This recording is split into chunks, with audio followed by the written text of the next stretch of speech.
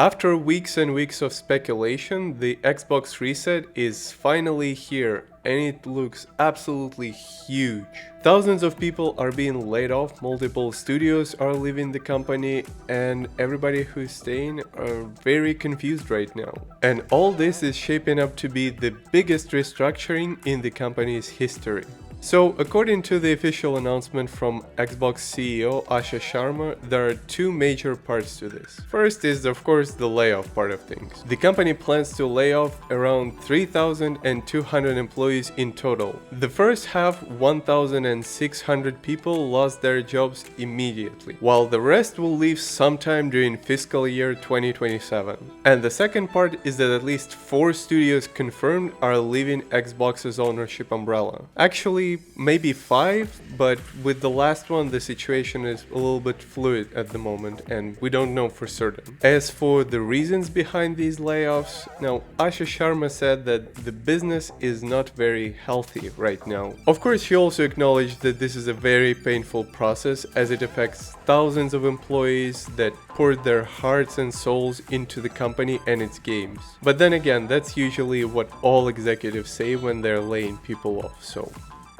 As for the business side of things, she's saying that Xbox currently operates on margins that are 3 to 10 times lower than any other comparable game publishing or development business. And all those big bets that Xbox made on Game Pass, on multi-platform releases, on expanding their portfolio, none of them basically pan out according to her. Or at least none of them pan out in a way that the company wanted them to. So now, on top of everything else, they're shifting their investment into higher priority projects, whatever that means.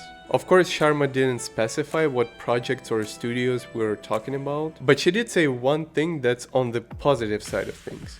None of the first-party games that were announced or in development are being cancelled right now, so I guess a little bit of a silver lining here, right? Beyond the layoffs and studios, she also talked about big operational structure rework that they're going through, and she also talked about some pretty ambitious goals. The CEO wants Xbox to be one of the few companies that entertain staggering 1 billion users every single day. And she thinks that this is achievable. Personally, I'm not so sure, but she is nothing if not ambitious. So what does all of this mean for Xbox as a company? Well, first of all, obviously the era of endless expansion is over for them. A wide portfolio of unique projects with unique value, that doesn't seem to be very appealing to shareholders right now. Instead, they would rather have a steady stream of revenue with fewer projects than appealing to a wider range of audiences. And second of all, Xbox now has to find a way to reach those ambitious goals. I mean, 1 billion users, that's crazy. And I know that Xbox has millions upon millions of them, but even for them, 1 billion is a little bit too high. Especially now that they're cutting back on the variety of their portfolio. Because that's one of the things that Xbox had going for it. I mean, they had a lot of studios and a lot of different projects. Projects for everyone to enjoy. But now, no matter how much money they pour into those select IPs, I don't think it's going to bring them those kind of results. They need to come up with something new, something that's, I don't know, comparable to GTA or a new World of Warcraft, something that's that big and brings that much value.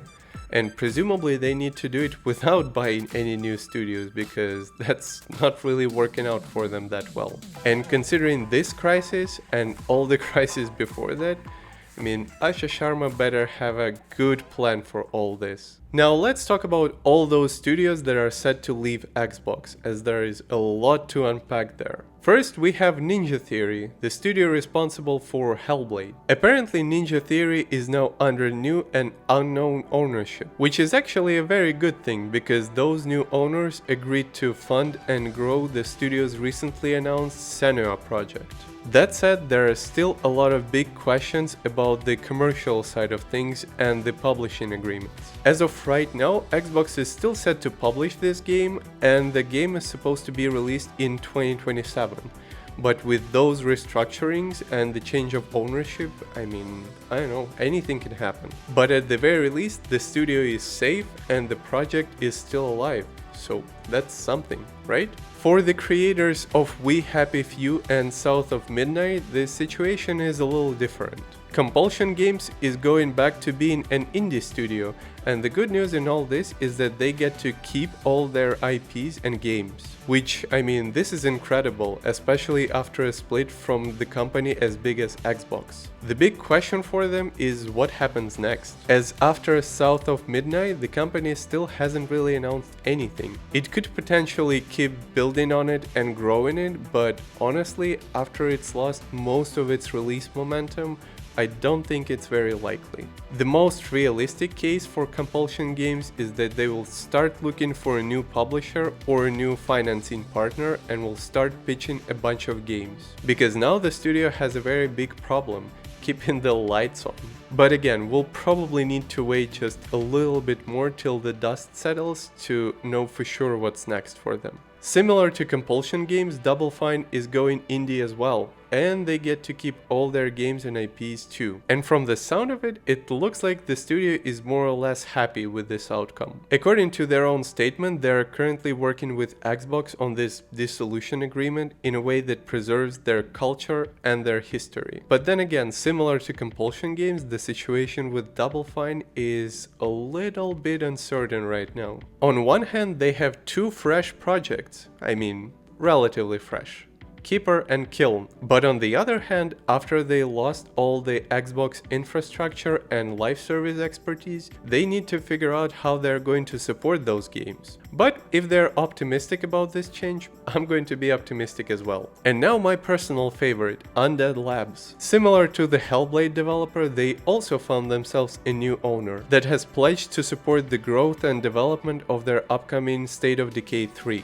Yay! Which is an amazing news, but now they have to figure out this transition period and how it's going to affect the end quality of the game. And also because previous State of Decay games were so closely tied to Game Pass, they will need to figure out a lot about the publishing side of things. But honestly, I'm very excited about this one. I've been looking forward to State of Decay 3 ever since it was announced and ever since I played both previous games. So I'm genuinely happy that the studio survived all this restructuring, because for a second there, I wasn't so certain about this. The last studio that I wanted to talk about is Arkane Lyon, the guys who are working on Marvel's Blade. And the situation with them is a little bit more complicated than with the previous four. Technically, Arkane is not officially leaving yet. Because the studio is in France, they have a lot of red tape to deal with. So currently the studio's management is beginning negotiation with their work council to review, as they say, potential strategic options. In other words, separating a studio in France for Xbox is a little bit more complicated. And that probably leaves Arkane in the riskiest position of them all. Which is especially sad because personally I've been looking forward to Marvel's Blade. So until this consultation process is concluded, we probably won't know what the future holds for them. But these 5 studios are not the only ones affected by this massive Xbox reset. Plenty of other studios that are still part of the company or that have, or should I say had, publishing agreements with Xbox are now under pressure too. For example, ZeniMax Media, the guys who are responsible for The Elder Scrolls Online. Apparently, they are in chaos right now after those big Xbox layoffs. The team who's working on the game has already reached out to the fans around the world, and they're saying that their current roadmap is now subject to change. And they are working right now on reassessing their schedule and their scope. And if that wasn't enough, if insider gaming is to be believed, as much as half of the team was laid off. And for an MMO that's already struggling to keep people in, that's not a good sign. Of course, it doesn't mean that the game is going to shut down all of a sudden, but a tighter control over scope, release delays, fewer experiments on mechanics and different features, all of this is on the table for The Elder Scrolls Online. And the other affected company is IO Interactive and their Project Fantasy. And we've talked a little bit about it before, but basically Xbox decided not to go through with their publishing agreements with IO Interactive, and now the company is doing one obvious thing. They're closing the studio who was doing all the work, and they're laying a lot of people off. And again, the good news is that IO Interactive retained the ownership of the game and the IP in general, so they announced that they're going to keep developing it in-house. And they're still committed to making this game a reality, so they're going to foot the bill for the foreseeable future. And for IO Interactive it's probably not that big of a deal because they still have their Bond games, their Hitman franchise, so they should be okay. But it's still a shame that a whole studio had to suffer the consequences just because Xbox decided suddenly change their course. And the worst thing of it all is that this is just the beginning of a huge ripple effect of this big Xbox reset. So far, every studio took a substantial hit, but everybody is still standing. So at least it's not all doom and gloom. Right? Now let's take a bit of a break from Xbox and talk about another console manufacturer and big publisher, as Sony has some big ambitions of their own, especially when it comes to their next-gen console. According to a recently released Q&A with the company's CEO and president, Sony wants their new PS6 to be more than just a PC gaming alternative. And he said the company has already started moving in that direction, at least to some degree. For the longest time, PlayStation has been associated with playing in the living room. But as more people started playing with their monitors and at their desks, Sony started selling those as well, and also selling other peripherals to slowly move away from the idea that PlayStation equals living room. But with the PS6, they want to move things a little further. Sony wants to build a platform that brings more value than just being an alternative to PC. They want it to feel unique in its own way, while also enabling a seamless experience that can be enjoyed in basically any corner of the house. Of course, right now it all sounds very vague. Like, what does it even mean? I mean, don't get me wrong, all of this sounds nice and wonderful. Until we actually see anything, it's really just words. And similar to Xbox, that is also a very hard target to hit, especially with hardware prices being what they are. And again, no offense to PlayStation, but it is still an entertainment device. It can't really be a workstation, while a PC, on the other hand, it can easily be both.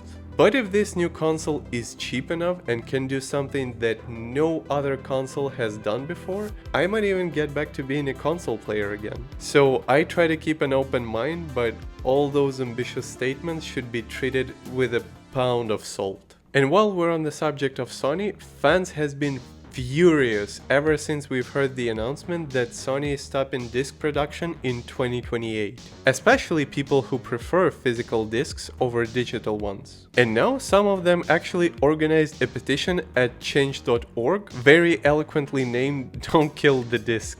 And that petition managed to collect 100,000 signatures in just 4 short days, and the numbers are still growing. As the petition says itself, it's not only about preserving video games, it's also about protecting all those jobs that are tied to physical disc production and distribution. Also, funny enough, the petition brings back a point that Sony themselves made during E3 2013, when the company promised that when you buy a PlayStation game, you can buy it, you can sell it, you can trade it, you can lend it to a friend, or keep it forever. Back then, Sony even mocked the competition for trying to restrict that. And now, fast forward to today, they're doing basically the same thing. Of course, I don't think that this petition is going to stop Sony from doing anything. After the company revealed that 80% of the sales are now digital, this thing was already happening one way or another. Not to mention all the money Sony could save by not manufacturing those games. But one thing that this petition could affect is their messaging, meaning that whenever this topic comes up from this point forward, Sony will try to sell it as an upgrade. They will gradually keep bringing more and more reasons why it's actually a good thing, until only a small amount of people who stick to their guns are left. But hey, Sony still says that all the new games will be available at retailers in digital format. So I guess we can start collecting digital codes now. And that's all I have for you guys so far. Let me know what you think about this huge Xbox reset. Which studios and projects do you think will survive after going independent again and changing ownership? And if you have already signed the Don't Kill the Disc petition. As usual, if you want to know more, all links are down below. And of course, clicking the like button helps this channel a lot, and I personally highly appreciate it. Thank you for making it this far, and with that, Alex is signing off for today. Cheers!